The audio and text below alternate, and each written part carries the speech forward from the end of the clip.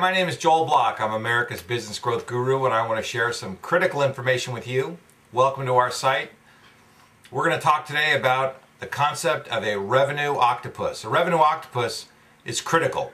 In any kind of strategic planning initiative, I want you to think carefully about this. I want you to take some notes on this, and I want you to try hard to implement a revenue octopus in your business.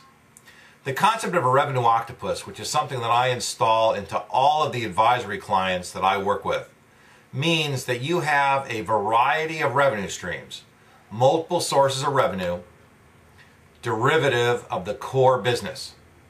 Now what this means is that you try to create different ways of monetizing or repurposing the assets that you have so that you can make as much money as you can make every single time you create something. Let me give you a couple examples. First, let me tell you what it does not mean. It doesn't mean that you invest in stocks and real estate and then you buy a stamp collection and then you go buy a shoe store. It doesn't mean that you get into 8 different businesses. What it means is that you find one activity that you feel good about, an activity that you want to do, and then you think about all the different ways that you can make money from the same business with new customers, with the same customers, with different customers, with other people's customers, and find lots of different ways to monetize the activities that you're involved with. For example, let's say you own a shoe store. And this is a true example. When my kids were little, we used to go to the shoe store and I used to sit and watch. And this guy was very smart. First thing was the guy sold shoes. That's his core business. That's the staple of his company. Second of all, the guy set up a little shoe repair department. People were there to buy shoes. People knew that they could come there and they could repair their old shoes. Then he set up an accessory department.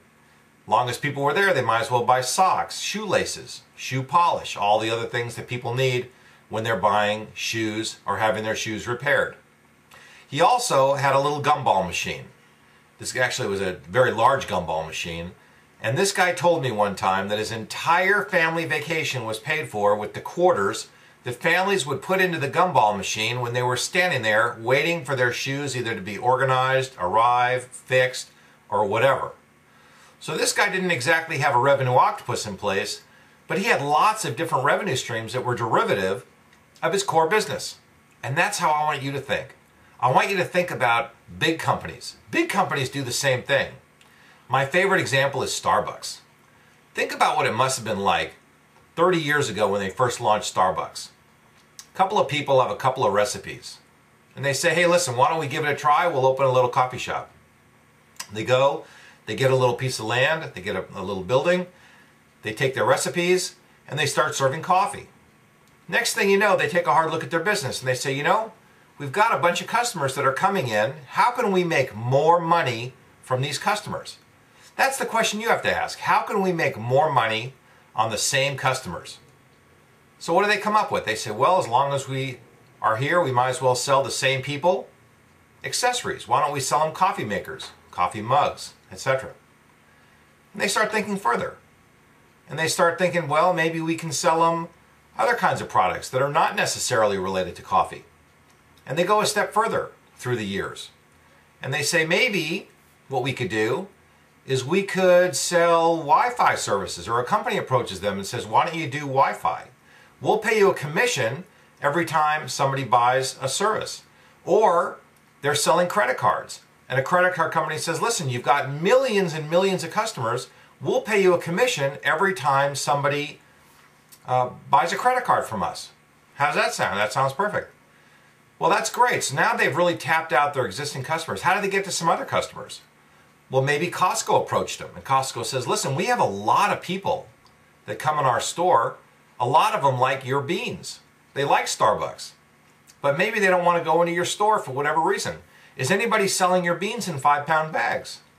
Costco says no. Starbucks says no. So Costco says, can we be the 5-pound bag representatives? Next thing you know, they have another channel. So now they're selling bulk beans to a whole new market. It didn't dilute the old market. People still like to come in Costco, and they're just selling more stuff to more people. That's the concept of a revenue octopus. I want you to think about that all the time. Because the more successful you are in building a revenue octopus, the more money you're going to make out of your business. This is an imperative concept for you to catch on to. If you get it, it's going to work out and you're going to make a lot of dough.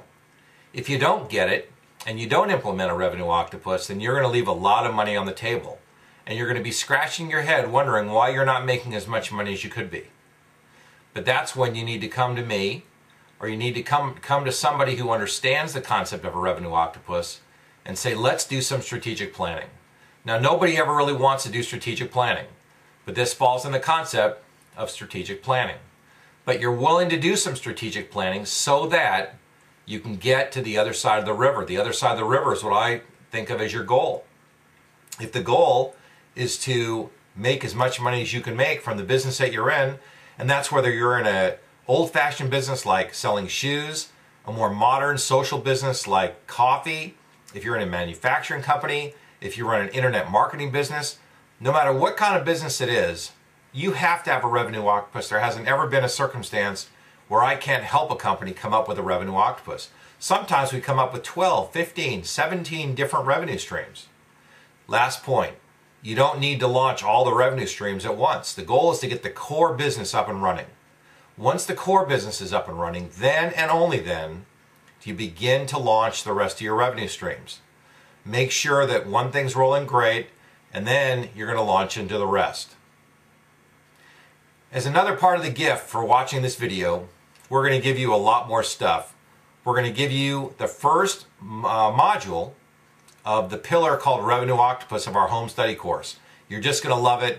It's brilliant. It was put together by a real sharp professor who used the materials that I had originally created and built a home study course. I guarantee it's going to walk you through this entire process so you can create your own Revenue Octopus.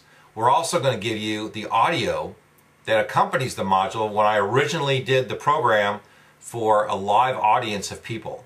And you'll be delighted. You'll enjoy that very much. And finally, one of my favorites is we're going to give you the Successful Entrepreneur's Resource Guide. These are my top 9 all-time favorite resources that are going to help you as an entrepreneur operate your business at the pace of 20 corporate people. How is it that entrepreneurs get so much done? It's because we have to. We don't have janitors emptying our trash cans. We don't have secretaries typing our letters. We do everything ourselves. We have to optimize our opportunities. We have to work at the optimum speed and pace. These are my favorite resources, and they're going to help you a lot. Until we meet next time, my name is Joel Block, America's Business Growth Guru, and now go out and stake your claim.